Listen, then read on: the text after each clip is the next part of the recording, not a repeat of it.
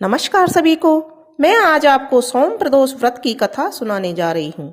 एक नगर में ब्राह्मणी रहती थी। उसके पति का स्वर्गवास हो गया था। उसका अब कोई आश्रयदाता नहीं था, इसलिए प्रातः होते ही वह अपने पुत्र के साथ भीख मांगने के लिए निकल पड़ती।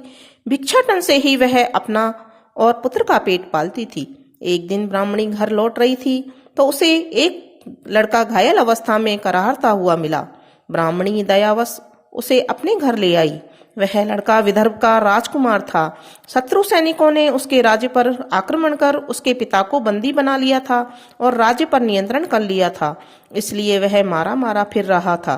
राजकुमार ब्राह्मण पुत्र के साथ ब्राह्मणी के घर रहने लगा। एक दिन अंशुमती नामक एक गंधर्व कन्या ने राजकुमार को देखा और उस पर मोहित हो गई।